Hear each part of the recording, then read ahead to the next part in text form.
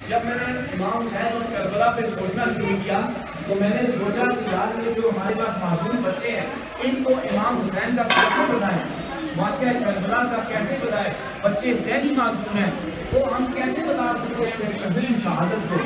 تو سوچتے سوچتے میرے ذہن میں جو خیال آیا وہ خیال یہ تھا کہ امام حسین کا نام اور روضہ مبارک کی تصویر ان دونوں کی اگر تصویر کلاس میں لگا کے رکھیں تو نام حسین کی اور روضہ امام حسین کی ایسی برکت ہے، ایسی فریکوینسی ہے، اس سے ایسی لہریں نکلتی ہیں جو ذہن کو نیکی کے جذبے کو زیادہ کرتی ہیں۔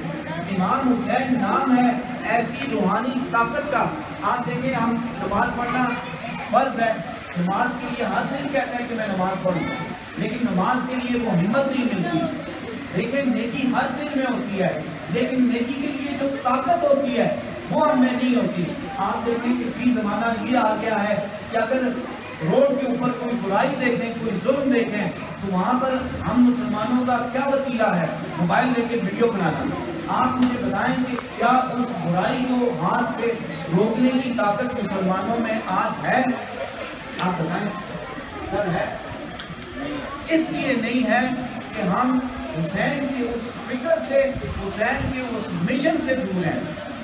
آپ دیکھیں کہ یہ کیسا ہمارا نظام تعلیم ہے کہ اسلام میں واقعہ کربلا کتنا بڑا عظیم واقعہ ہے، اور یقین کریں کہ شرم محسوس ہوتی ہے جب ہم امام حسین کی شان و عظمت ہندوؤں سے سنتے ہیں، جب امام حسین کی شان و شوکت ہم انگریزوں سے سنتے ہیں، عیسائیوں سے سنتے ہیں، یہودیوں سے سنتے ہیں۔ انہیں پتہ ہے کہ امام حسین کیا ہیں، مسلمانوں کو اور نظام تعلیم ہمارے استاد کو آج نہیں پتا کہ امام حسین کی کیا شان ہے، ہمارے گھروں میں نہیں پتا کہ امام حسین کی کیا شان ہے۔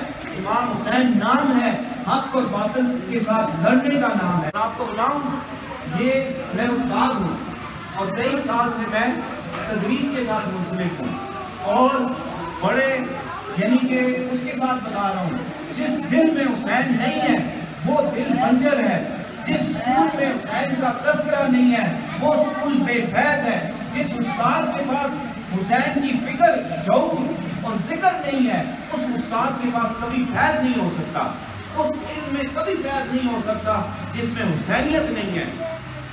حسینیت موجودہ دور کی سب سے بڑی ضرورت ہے، اور آپ کو اس اسکول سے، ان معذور بچوں کے اسکول سے جو سب سے بڑی چیز ہم نے فکر حسین کے ساتھ رہ کر سیکھی وہ یہ ہے کہ آپ دیکھیں تاریخ اسلام میں ایک کردار ملتا ہے ابو سفیان اور اس کی بیوی ہندا کا۔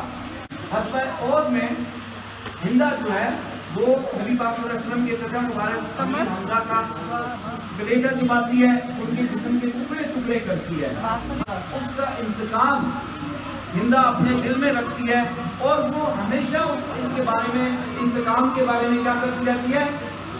سوچتی رہتی ہے، وہ اس انتقام کی آگ میں جلتی رہتی ہے، اور غزوہ احد میں کیا کرتی ہے کہ امیر حمزہ کو شہید کرتی ہے، اور شہید بھی دیکھیں کیسے کرتی ہے، کلیجہ کھاتی ہے، جسم کے ٹکڑے ٹکڑے کرتی ہے۔